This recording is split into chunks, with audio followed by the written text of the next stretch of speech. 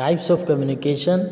What is communication? The word communication has originated from the Latin word communes, which means something common. Communication is the process of exchanging information, ideas, thoughts, feelings, and emotions through speech and signals, writing, or behavior. In communication process, a sender encodes a message and then using a medium and send it to appropriate feedback using a medium. This is the definition of communication. Verbal and non-verbal communication. Verbal communication refers to the form of communication in which message is transmitted verbally. Communication is done by word of mouth and a piece of writing. Objective of every communication is to have people understood what we are trying to convey. It means, in easy words, we can say that verbal communication can be word of mouth. It means spoken, I am speaking. It can be written as we are seeing on the screen in black and white. Non-verbal communication through signs or symbols. It means it is not spoken or written. Non-verbal can go without verbal communication. Verbal can't go without non-verbal communication. As we have understood that verbal communication means spoken or written. Non-verbal communication means it is not spoken or written, but through facial expression we can understand. Types of non-verbal communication. Kinesics means body language, facial expression, head, eye gaze, gestures, postures, shape of body, personal appearance, adornment. Facial expression. Face is the index of mind. This is how much information can be conveyed with a smile or a frown. By facial expressions, we can show or we can understand happiness, sadness, anger, and fear, and much more. From this picture, we can see that somebody is happy, somebody is sad, somebody is wondering about something. So these are the non-verbal communication. Through facial expression, we can understand that what language they are speaking and what is going on inside them. Head. If someone moves his or her head up and down, it means she is agree with you or saying yes, and it also means understanding and acknowledgement. Sideways movement of head means no or not understood. If a person brings his head down and looking his feet or earth, it is a symbol of humility and modesty. Eye gaze. Looking at another person can indicate a range of emotions like anger, grudge, and danger. A dangerous look can tell you someone is unhappy and not comfortable with you. You can see the eye gaze, looking at people in different style. For example, somebody can see, somebody can watch, somebody can glare, somebody can guess. So these are the different ways of watching or looking and seeing. So we can understand by their eye contact that in which sense they are seeing and what language they are conveying through their eyes. Then gesture and postures. Gesture postures means body language, thumbs up, thumbs down, finger on lip, stop talking about and thinking about something. So these are all gestures and postures which we use in our body language. Shape of body. It is not much important by shape of body if somebody is slim or handsome, so it means that he is a diet conscious. Somebody is healthy or chubby or fat, it means he eats a lot. So the shape of body tells, it also communicates that which type of person he or she is. Personal appearance, adornment. Appearance can indicate our profession. It shows your nature, interest, and your taste. It can also point out our religious and cultural values.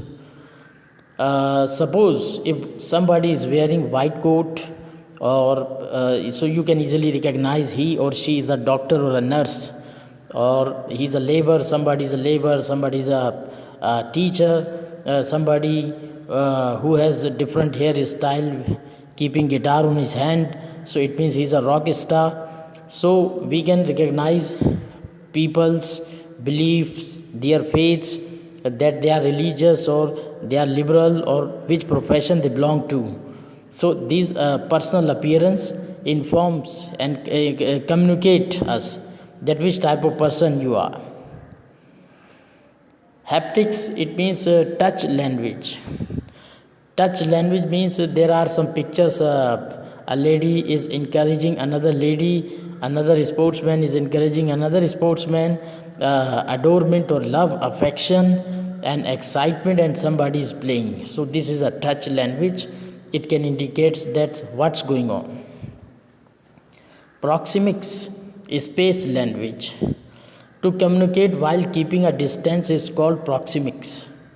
The amount of distance we need and the amount of space we perceive are belonging to us is influenced by a number of factors, including social norms, situational factors, personality, characteristics, and level of familiarity. For example, I am a teacher, so definitely less space or distance. There is a distance between students and teacher, but students, when they talk to each other, so they are, you could say, space language is they are too familiar with each other. Science, there are different symbols you can recognize by the sign of hands and the traffic signs and traffic signals, and these languages, these signs tells different languages. Dangerous symbol or yellow check, there is no internet, etc. Artifacts, environmental factors, appropriateness, climate, microenvironments, scents, olfactics, communication, color, lightings. These things can communicate which type of person you are, which type of scents or perfumes or colors you wear. So this also communicate about the personality of someone. Chronemics, time language. A call at 2 a.m. indicates some kind of emergency. You reach in a party on time shows you are punctual. Chronomics means, in easy words, that if somebody is calling you at night at 3 a.m. or 4 a.m. or 5 a.m., it means he or she has some emergency with you, some work with you in emergency.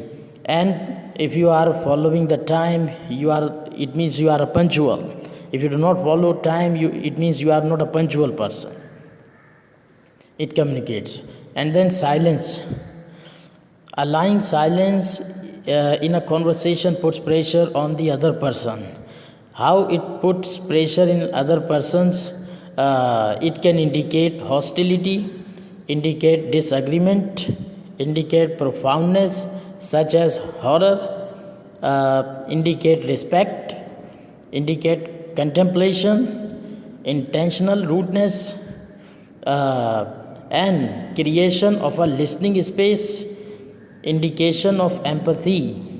It doesn't mean that if somebody is silent, so he is having some kind of hostility with you or has horror or fear, maybe giving you some respect or empathy. Paralanguage or vocalics. It attributes of speaking which include the pitch, the tone, the volume, tempo, rhythm, articulation, resonance, nasality, and even the accent of the speaker, collectively known as paralanguage. We can understand mood and situation by paralanguage expression. It means the rhythm of your language, the tone of your speech can tell that you are a confident or lack of confidence, etc. This is called the paralanguage, which can be observed by your communication. Then types of communication, interpersonal communication. What is interpersonal communication?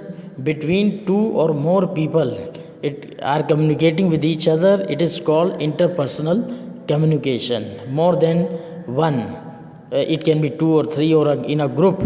This is called interpersonal communication. Then intrapersonal communication. Intrapersonal communication is a process in which people communicate with themselves either consciously or unconsciously. I do not know what's going on in your mind or in my mind. You do not know that when a person thinks about something, interior monologue. So this is called intrapersonal communication, that what's going on in your mind communication. You are talking, you are thinking something, you are another world. So this is called intrapersonal communication. Extra personal communication, by word extra you can understand that not non-human being. You are talking to non-human entities, that a lady is talking to a dog, a child is talking to a cat. This is called extra personal communication. Group communication is very easy word, that people are talking in a group is called group communication. Mass communication, communication through electronic gadgets, mass media like books, journals, TV, newspaper, internet, etc. Last, effective communication. What can be an effective communication and how can we make our communication effective? Gather your thoughts, choose your words, voice modulation, body language, listen, concentrate, eye contact, postures, simple or familiar language, questioning skills. Thank you for watching.